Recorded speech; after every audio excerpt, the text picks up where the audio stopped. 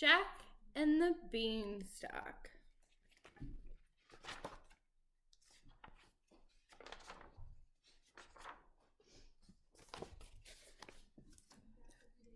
Deep in the countryside lived a widow and her son Jack.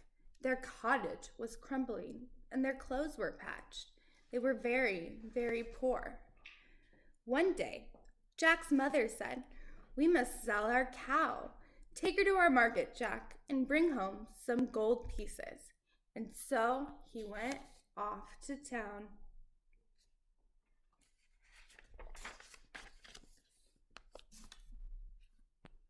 But before Jack had gotten very far, he met a strange little man. "That's a fine cow," the man said. "I'll swap you 5 magic beans for her." "Magic beans?" said Jack. "Are they really magic?" "Magic they are, or chop off my beard and knit it into a sweater," croaked the little man.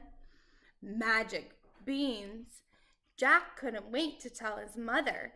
He clutched them tightly and ran all the way home.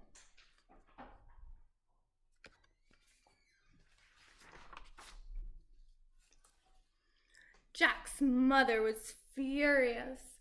"We need money, not useless old beans," she cried, and she threw them out.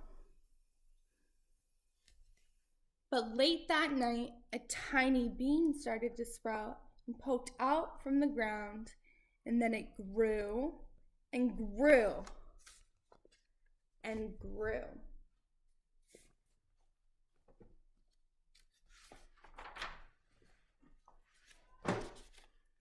The next morning, the beanstalk stretched high into the sky, and the beans were magic. Jack cried, "But what's at the top?" So Jack climbed up, up, up, all the way up the beanstalk. And at last he reached the very top. There, shimmering in the sunlight, was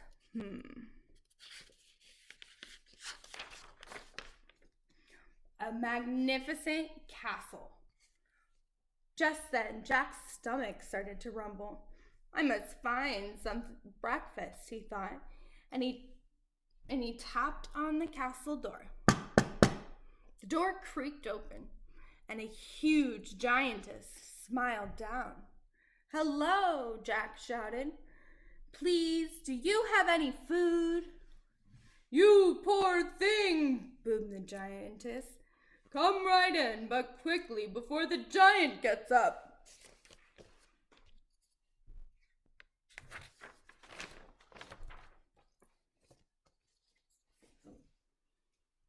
What a marvelous feast! There was an enormous loaf of bread and a gigantic jar of jelly. Jack dug in at once, but suddenly the room began to shake. Boom, boom, boom. "Oh my goodness," cried the giantess. "He's coming!" And she shoved Jack under a teacup to hide.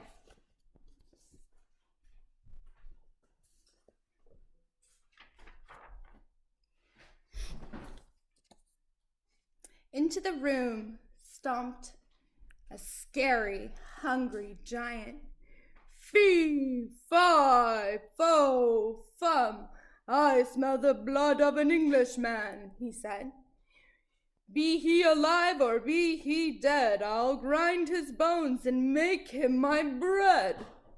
"Don't be silly, there's nobody here but us," the giantess scolded.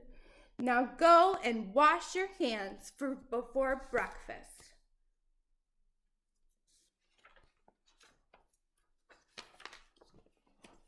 Jack trembled. "I must leave now," he thought.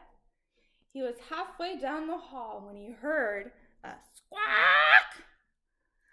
It was a hen with bright golden feathers. "Help," she clucked. "Set me free and I'll lay you golden eggs every morning." Jack scooped up the hen, but then he heard huge footsteps thundering after them.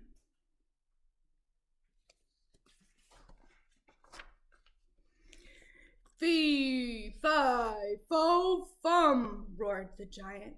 "I smell the blood of an Englishman, and there he is." Jack reached out of the door, and he jumped.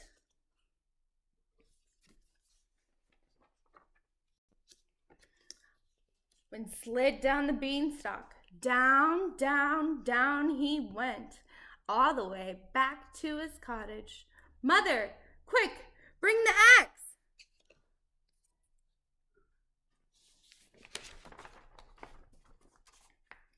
Jack's mother swung the axe at the beanstalk. Thwack! It shuddered and shook, and then the giant came tumbling down. Fee, fi, fo, crash! And that was the end of the giant. Jack hugged his mother tight. "Look what I found," he said, and he showed her the golden egg. "Oh, Jack," said his mother, "I'm so glad you're safe. And you were right about those magic beans." So Jack and his mother and the golden hen all lived happily ever after, and with lots of golden eggs. They were never poor again.